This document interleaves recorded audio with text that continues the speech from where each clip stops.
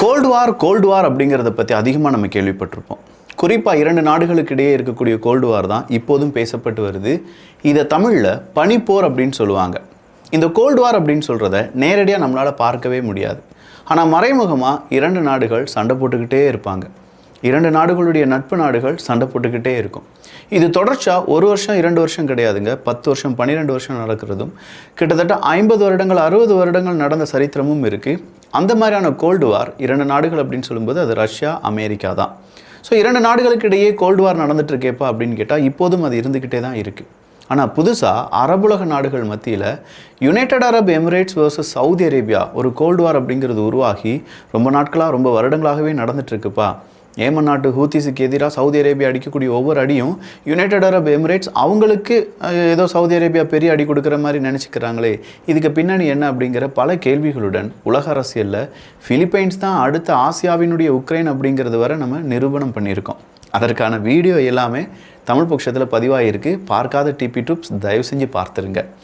நான் உங்கள் விக்கி, இது உங்கள் தமிழ் விதை. ஷார்ட்டாக கொஞ்சம் செய்திகள். உலகத்திலேயே அதிகமான எண்ணெய் வளம் இருந்தும் சரியான திட்டமிடுதல் இல்லாத காரணத்தினால வெனிசுலா இப்போ கவலைக்கிடமான நிலைமையில இருந்துட்டு இருக்கு. இதே மாதிரி தான் நம்ம ஜாப்லையும் ஆங்கிலம் பேச வேண்டிய இடத்துல சரியாக ஆங்கிலம் பேச முடியாமல் நின்றுட்டோம்னா நம்முடைய நிலைமையும் கவலைக்கிடம் தான்.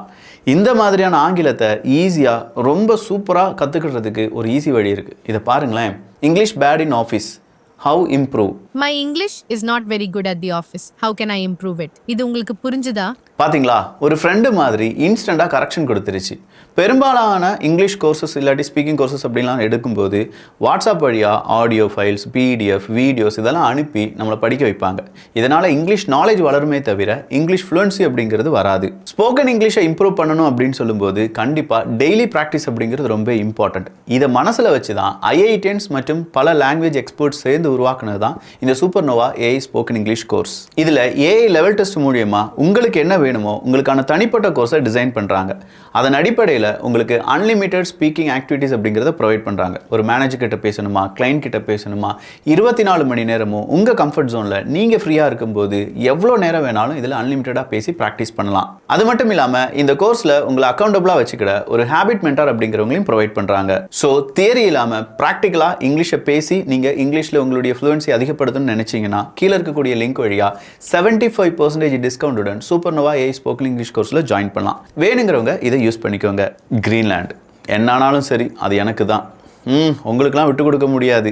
நாங்கள் முதல்ல வீசு, அது கழிஞ்சு தான் பேச்சு அப்படிங்கிறதுலாம் இங்கே ட்ரம்ப் அவர்கள் சொல்லக்கூடிய விஷயமா இருக்குது. ஃபஸ்ட்டு நாங்கள் என்ன செய்கிறோம், குண்டுகளை போடுறோம், தாக்குதல் நடத்துகிறோம், அதன் பிறகு உட்காந்து பேசுகிறோம்ப்பா, ஆனால் கிரீன்லாண்ட் எங்களுக்கு தான் அப்படின்னு சொல்லி ட்ரம்ப் அவர்கள் சொல்லிட்டு இருக்கார்.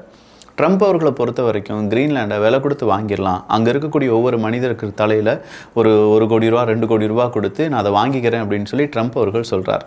ஆனால் ட்ரம்ப் அவர்கள் சொல்கிறதற்கு அங்கே இருக்கக்கூடிய கிரீன்லாண்ட் அரசாங்கமாக இருக்கட்டும், மக்களாக இருக்கட்டும், எங்களுக்கு அதில் விருப்பம் கிடையாது, நீங்கள் போய் உங்கள் வேலையை பாருங்கள் சார் அப்படின்னு சொல்கிறாங்க.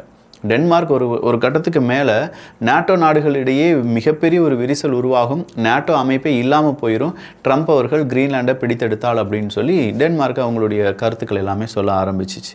இப்போ என்னென்னு பார்த்தா கிரீன்லாண்டினுடைய அங்கே அரசியல் வல்லுநர்கள் இருப்பாங்க, அரசியல்வாதிகள் இருப்பாங்க, எல்லாரும் சேர்ந்து டிஸ்கஸ் பண்ணி பார்த்த பிறகும் அமெரிக்காவுக்கு கிரீன்லாண்டை கொடுக்குற மாதிரி எந்த விதமான ஒரு ஒப்பீனியனும் அங்கே வரவே இல்லையா.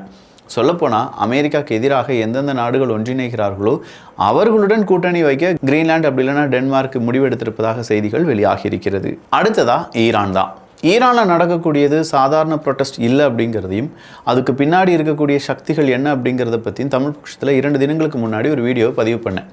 அந்த வீடியோவில் தெளிவாக நம்ம சொல்லியிருந்தோம், இப்போ ஈரானில் நடக்கக்கூடியது அது அங்கே இருக்கக்கூடிய மக்களுடைய பல நாள் கோபம். அந்த கோபத்தில் அயத்தலா கமேனி அவர்களுடைய ஆட்சி மாற வேண்டும், புதுசாக எங்களுக்கு ஏதாவது நாங்கள் ப்ரீத் பண்ணுற மாதிரி ஒரு ஆட்சி எங்களுக்கு கிடைக்கணும், விலைவாசி கூடிருச்சு, 46% எங்களுடைய இன்ஃப்ளேஷன் அப்படிங்கிறதெல்லாம் ஒரே மாதத்தில் கூடுறதெல்லாம் ஈரானால் அக்செப்டே பண்ண முடியலை. ஈரானில் இருக்கக்கூடிய மக்கள் கேட்குறாங்க, எங்களுடைய உரிமை பறிக்கப்படுகிறது. அதை தாண்டி ஈரான் என்ன செய்கிறாங்க, ஈரானுடைய அரசாங்கமும் அரசியல்வாதிகளும் நேரடியாக காசாக்கு உதவி செய்கிறாங்க, லெபனனுக்கு உதவி செய்கிறாங்க. அதெல்லாம் வேணாங்க, எங்களுடைய உயிர் ஈரானுக்கே போகட்டும், எங்களுடைய பணம் ஈரானில் இருக்கக்கூடிய பணமாகவே செலவழிக்கப்படட்டும், எங்களுக்கு எதிராக வேறு நாடுகளுக்கு போய் செலவழித்து நாங்கள் ஏன் அதுக்கு வட்டி கட்டணும், கடன்காரன் ஆக வேண்டும் அப்படின்னு சொல்லிட்டு ஒரு ப்ரொட்டஸ்ட் ஆரம்பிக்குது. இந்த ப்ரொட்டஸ்ட் நாளடைவில் அயத்தலா கமேனி அவர்களுக்கும் அங்கே இருக்கக்கூடிய லாங் டேர்ம் ஆட்சியாளர்களுக்கும் எதிராக மாறுகிறது. ஒரு கட்டத்தில் இங்கேருந்து நாடு கடத்தப்பட்ட முக்கியமான க்ரௌன் பிரின்ஸ் என்ன சொல்கிறாரு, எப்பா 6 மணி 7 மணி 8 மணி விடாதீங்க, ஆளும் அயத்தலா கமேனி அவர்களுக்கு எதிராக குரல் கொடுங்க அப்படின்னு சொல்லி அவர் பாட்டுக்கு ஏதாவது ட்வீட்டையோ ஒரு மெசேஜோ பாஸ் பண்ணிடுவார். அதுக்கு தகுந்தாப்புல ஈரானில் உள்ள ப்ரொட்டஸ்ட்டில் இருக்கக்கூடிய எல்லாருமே செய்ய ஆரம்பிச்சிருவாங்க. இன்றைக்கி என்ன சொல்லியிருக்காருன்னா, எந்தெந்த சிட்டி சென்டர்ஸ்லாம் இருக்குது பார்த்தீங்களா, அந்த சிட்டி சென்டர்ஸ்லாம் நீங்கள் என்ன செஞ்சுருங்க, ப்ரொட்டஸ்ட் நீங்கள் போராடக்கூடிய நபர்கள் அதெல்லாம் பிடித்து வைத்துக் கொள்ளுங்கள் அப்படின்னு சொல்லி அவர் சொல்லிட்டார். இதுவரையிலும் உயிரிழந்தவர்களுடைய எண்ணிக்கை 65க்கும் அதிகமான நபர்கள், 2500க்கும் அதிகமான நபர்கள் அரெஸ்ட் செய்யப்பட்டிருக்காங்க. நிறைய பேரை காணவில்லை அப்படின்னு சொல்கிறாங்க. அமெரிக்கா இதை ரொம்ப சிவியராக பார்க்குறாங்க. அமெரிக்காவை பொறுத்த வரைக்கும் இப்போ அங்கே நடக்கக்கூடிய ப்ரொட்டஸ்ட்டை ஈரான் எப்படி வேணாலும் ரொம்ப பெரிய அளவில் சைலண்ட் பண்ணுறதுக்கு ஏகப்பட்ட பேரை அரெஸ்ட் பண்ணலாம், நிறைய பேரை கொன்று குவிக்கலாம். அப்படி ஏதாவது நடந்துச்சுன்னா அமெரிக்கா அதில் இன்டர்வென்ட் ஆகும் அப்படின்னு சொல்லியிருக்காங்க.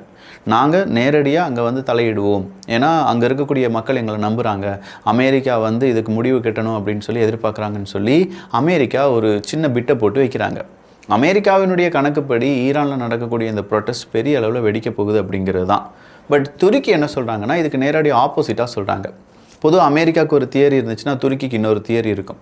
ஸோ துருக்கியினுடைய தியரியை பொறுத்த வரைக்கும் இஸ்ரேல் இருக்காங்கல்ல, இஸ்ரேலினுடைய உளவு அமைப்பான மொசாடு இருக்குல்ல, மொசாடு ஈரானுக்குள்ளே புகுந்துட்டாங்க. மொசாடு என்ன செய்கிறாங்கன்னா, ஈரானில் இருக்கக்கூடிய ஒவ்வொரு இளைஞர்களுடைய தலையை கழுவுறாங்க. அப்படி தலையை கழுவி, எப்பா நீ ஈரானில் இருக்கக்கூடிய அயத்தலா கமேனி அவர்களுக்கு எதிராக போராட வேண்டும், போராடி இங்கே அமைதியை சீர்குலைக்க வேண்டும், அதன் பிறகு ஒரு ஆட்சி மாற்றம் வரும், அந்த ஆட்சி தான் உனக்கானது அப்படின்னு சொல்லி அங்கே இருக்கக்கூடிய யங்ஸ்டர்ஸ் மத்தியில் இந்த போராட்டத்தை தூண்டி விடுகிறார்கள். அந்த போராட்டம் தான் அயத்தலா கமேனி அவர்களுக்கு எதிராக போராட்டமாக மாறி நிற்கிறது அப்படின்னு சொல்லி மொசாடு மேலே குற்றத்தை சுமத்துகிறார் துருக்கியினுடைய எர்டகன் அவர்கள். அது மட்டும் இல்லை, ஈரானில் இதே மாதிரி ப்ரொட்டஸ்ட் லாங் டேர்மாக நடக்கிறதுக்கு காரணமே இஸ்ரேல் தான், வேறு எந்த காரணமும் ஈரானுக்குள்ளே இல்லவே இல்லை அப்படின்னு சொல்லி எர்டகன் அவர்கள் சொல்கிறாங்க. நாம் என்ன கேட்க வேண்டும் என்றால், எர்டகன் அவர்கள் ஈரானில் இருக்கக்கூடிய அந்த பொருளாதாரத்தை பற்றியோ இல்லை அங்கே மக்கள் படக்கூடிய பாடுகளை பற்றியோ பேசிக்கிறாரா அப்படிங்கிறது இன்னொரு கேள்வி. பட் மக்கள் அங்கே அலோல்படுகிறார்கள் அப்படிங்கிறது தெளிவாகவே புரியுது. இல்லாட்டி இவ்வளோ மக்கள் ஒன்று கூட மாட்டாங்க. ஒரேடியாக இவ்வளோ மக்கள் ஒன்று கூட வேண்டும் என்றால் ரொம்ப கஷ்டமான விஷயம். அதுவும் ஈரானில் அயத்தலா கமேனி அவர்களுக்கு எதிராக அவங்க ஒன்று கூடுகிறார்கள் என்றால் அது ரொம்ப ரொம்ப பெரிய விஷயம். திஸ் அ லாஸ்ட் சான்ஸ் அப்படின்னு சொல்கிறாங்களே. அது மட்டும் இல்லாமல் இப்போ ஈரான் இதை எப்படி தடுக்க போகிறாங்க அப்படின்னா, இது கடவுளுக்கு எதிரான ப்ரொட்டஸ்ட் அப்படின்னு சொல்லி ஈரானில் இருக்கக்கூடிய ஒட்டுமொத்த காவல்துறை அதிகாரிகளும் இராணுவமும் இதை தடுக்க பார்க்கிறது. ஸோ இங்கே ப்ரொட்டஸ்ட் நடந்துச்சுன்னா நீங்கள் கடவுளுக்கு எதிராக ப்ரொட்டஸ்ட் பண்ணுறீங்க, எனவே நாங்கள் உங்களை என்ன வேணாலும் செய்வோம் அப்படிங்கிறது தான் ஈரானுடைய மிரட்டல். அடுத்ததாக இன்றைக்கி ஒரு சின்ன ஊடகத்தில் வந்த செய்தி தான் the fall of local journalism அப்படிங்கிறது. அதனால் லோக்கல் ஜேர்னலிசம், நாம் இப்போ ஒரு ஊரில் இருப்போம், இப்போ நீங்கள் தருமபுரியில் இருக்கீங்க, கேரளாவில் இருக்கீங்க, கர்நாடகாவில் இருக்கீங்க, இல்லாட்டி வேறு ஏதாவது ஒரு ஊரில் இருக்கீங்கன்னு வச்சுக்கோங்களேன், இல்லை வேறு ஏதாவது நாட்டில் இருக்கீங்க, அந்த ஊரை சுற்றி ஏதாவது ஒன்று நடக்கும் பார்த்தீங்களா, அதாவது முக்கியமான ஈவெண்ட்ஸ், அந்த ஈவெண்ட்ஸை பற்றியான ஒரு ஜேர்னலிசம் அப்படிங்கிறத நம்ம ஊரில் இருக்கக்கூடிய நிறைய பேர் தொகுத்து வழங்குவார்கள். லோக்கல் டிவி சேனல்லாம் இருந்துச்சுன்னா அதிலெல்லாம் போடுவாங்க. பட் அந்த மாதிரி நல்லபடியாக இருக்கக்கூடிய லோக்கல் ஜேர்னலிசம் அப்படிங்கிறது வெளிநாடுகள்லேயே செத்து போச்சு அப்படின்னு சொல்கிறாங்க. லோக்கல் ஜேர்னலிசம் நம்ம இருக்கக்கூடிய பகுதிகளில் சுற்றி இருக்கக்கூடிய ஒரு 20 கிலோமீட்டருக்குள்ளே என்ன நடந்துச்சு, அதுக்கான காரணம் என்ன, அது எப்படி போகும், அடுத்ததாக நம்ம ஊரில் என்னெல்லாம் டெவலப்மெண்ட் வரப்போகுது இப்படின்னு சொல்கிற பல விஷயங்களை அதை டிஸ்கஸ் பண்ணும். அந்த லோக்கல் ஜேர்னலிசம் அதை நம்ம படித்தா மட்டும்தான் நம்மளை சுற்றி என்ன நடக்குது அப்படிங்கிறது தெரிஞ்சுக்கிட முடியும். அதன் பிறகு தான் இந்த உலக செய்திகளாக இருக்கட்டும், அதன் பிறகு தான் உலக அரசியலாக இருக்கட்டும், இது எல்லாமே அடுத்த படிப்படியாக வளரக்கூடிய செய்திகள். பட் இந்த லோக்கல் ஜேர்னலிசம் செய்யக்கூடிய மனிதர்கள் இப்போ சரியாக அவங்களுடைய வேலையை செய்கிறது கிடையாது. ஏதோ ஒரு அரசியல் கட்சிக்காக இப்போ லோக்கலாக ஒரு ரோடு சரியில்லைன்னு வச்சுக்கோங்களேன், அது யாரை போய் பெரிய பிரச்சனையாக மாறுனா அங்கே ஆளும் கட்சியாக இருக்கக்கூடிய நபர்களுக்கு தான். ஸோ ஆளும் கட்சிக்கு எதிராக அந்த லோக்கல் ஜேர்னலிசம், ஒரு ஜேர்னலிஸ்ட்டு வந்து ஒரு பேட்டியை கொடுத்துட்டாரு, ஒரு பெரிய ரிப்போர்ட்டை சப்மிட் பண்ணிட்டாருன்னா அந்த சேனலே முடக்கப்பட்டு விடுகிறது. ஸோ இந்த மாதிரி ஒரு பொலிட்டிக்ஸுக்கு பயந்து லோக்கல் ஜேர்னலிசம் அப்படிங்கிறது அவங்களுடைய ஜேர்னரே இல்லாமல் நிறைய ஜேர்னலிஸ்ட் என்ன செஞ்சிட்டாங்க, லோக்கல் ஜேர்னலிசத்தை கைவிட்டு விட்டார்கள் என்கிற தகவல் வெளியாகி இருக்கிறது. கொஞ்சம் யோசித்து பார்த்தா ஆமாம்ல, அந்த காலத்தில் அதாவது ஒரு 10-15 வருஷத்துக்கு முன்னாடிலாம் நம்ம ஊரில் ராணி, குங்குமம், அது இதுன்னு சொல்லிட்டு நிறைய வாராந்திர இதழ்களாக இருக்கட்டும், நமக்கு சிறுவர் மலர் ஒன்று கிடைக்கும், அது கூடவே நியூஸ் பேப்பர் அப்படிங்கிறதும் எல்லாமே சூப்பராக இருக்கும். அதில் இருக்கக்கூடிய கண்டென்ட், அதில் இருக்கக்கூடிய கதைகள், சாதித்த மனிதர்கள், அதன் பிறகு அறிவியல் அப்படின்னு சொல்லக்கூடிய ஒரு செக்மெண்ட் தனியாக இருக்கும், விளையாட்டுக்கு கார்ட்டூன் அப்படிங்கிறதுலாம் இருக்கும். இதெல்லாம் தாண்டி அதில் இருக்கக்கூடிய செய்திகள் உண்மையாக இருக்கும். ஆனால் இப்போ இருக்கக்கூடிய செய்திகள் உண்மையாக இருக்காங்கிறதே அதை சோதிப்பதற்கே 10-12 ஊடகத்தை எடுத்து அந்த செய்தியை நம்ம கம்பேர் பண்ண வேண்டியதாக இருக்குது. அதுதான் இப்போதைய நிலைமை. இதை தான் so called local journalism death ஆயிடுச்சு அப்படிங்கிறதுக்கான அந்த விளக்கம். இன்னைக்கு இந்தோனேஷியாவில் 6.4 எர்த்குவேக் அப்படிங்கிறத ரெக்டர் அளவுகளில் பதிவு செய்யப்பட்டிருந்தது. திடீர்னு பார்த்தா சுனாமி எச்சரிக்கை அப்படிங்கிறது கொடுக்கப்பட்டிருந்துச்சு. பட் சுனாமி எச்சரிக்கை பின்வலிக்கப்பட்டது என்பதும் குறிப்பிடத்தக்கது. சுடானுக்கு தேவையான உதவிகளுடன் நாங்கள் உங்களுக்கான ஷிப் அனுப்புகிறோம். குட்னஸ் ஷிப் அப்படின்னு சொல்கிறாங்க. இது அனுப்புனது வேறு யாருமே கிடையாது, துருக்கி தான். சுடானில் ஏற்பட்டிருக்கக்கூடிய லோக்கல் பிரச்சனை, அங்கே இருக்கக்கூடிய உள்ளூர் கலவரம், ஏகப்பட்ட உள்நாட்டு போர் அப்படிங்கிறது எல்லாத்தையும் தாண்டி அங்கே இருக்கக்கூடிய மக்களுக்கு உதவுறதுக்காக நாங்கள் இருக்கோம்ப்பா, வேறு யார்ட்டையும் அந்த மக்கள் கையேந்த வேண்டாம் அப்படின்னு சொல்லி துருக்கி அவங்களுடைய குட்னஸ் ஷிப் அப்படிங்கிறத அனுப்பியிருக்காங்க. துருக்கி மாதிரி பல நாடுகளும் சுடானுக்கு அவங்களுடைய உதவியை செய்து வருகிறார்கள் என்பது குறிப்பிடத்தக்கது. சவுத் கொரியாவினுடைய பிரசிடென்ட் என்ன சொல்லியிருக்காருன்னா, நார்த் கொரியாவிலிருந்து ஏகப்பட்ட ட்ரோன்ஸ் நம்ம நாட்டை உளவு பார்த்துக்கிட்டே இருக்குது, திடீர்னு வருது போகுது, இதெல்லாம் பார்த்து நம்ம என்ன செய்யணும், உடனடியாக அதற்கான விசாரணை செய்யப்பட வேண்டும்.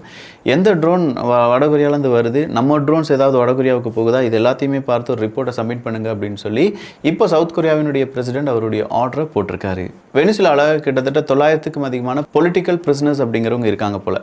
அதிலிருந்து 11 நபர்கள் இப்போது விடுதலை செய்யப்பட்டிருக்கிறார்கள் என்கிற தகவலும், வெனிசுலாவில் இருக்கக்கூடிய ஆயிலை அமெரிக்காவினுடைய ஆயில் கண்ட்ரோலில் எடுத்துக்கொள்ள வேண்டும் அப்படின்னு சொல்லி ட்ரம்ப் அவர்கள் இன்னைக்கு ஒரு உத்தரவை பிறப்பித்திருக்கிறார் என்கிற தகவலும் கூடுதலான செய்திகள் தான். சவுத் ஆப்பிரிக்காவை பொறுத்த வரைக்கும் பிரிக்ஸ் நாடுகளுடைய முக்கியமான ஒரு நேவல் ட்ரில்ஸ் அப்படிங்கிறது எசென்ஷியல். இப்போ நடக்கக்கூடிய உலக அரசியல் மாற்றத்தில் இந்த பிரிக்ஸினுடைய கப்பற்படையினுடைய ஒத்திகை அப்படிங்கிறத இன்றியமையாதாக நாங்கள் பார்க்கிறோம். அது நடந்தே தீர வேண்டும் அப்படின்னு சொல்லி ஒத்த கால நின்றுட்டு இருக்காங்க.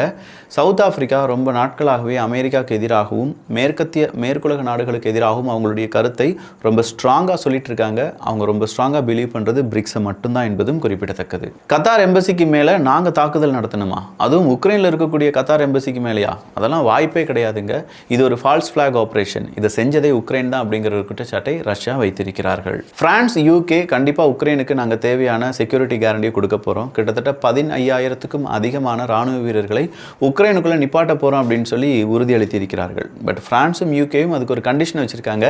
இப்போ கிடையாது, யுத்தம் என்னைக்கு முடியுதோ அதுக்கு பிறகு எங்களுடைய ட்ரூப்ஸ் அங்கே நிலைநிறுத்துவோம், இதுதான் எங்களுடைய செக்யூரிட்டி கேரண்டி அப்படின்னு சொல்லி அவங்க தெளிவாக அதற்கான விளக்கத்தை கொடுத்திருக்கிறார்கள்.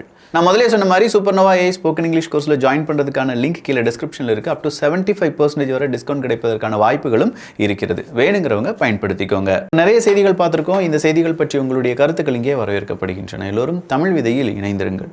நல்லதை பகிர்ந்து நல்ல சமுதாயத்தை உருவாக்குவோம். நன்றி, வணக்கம்.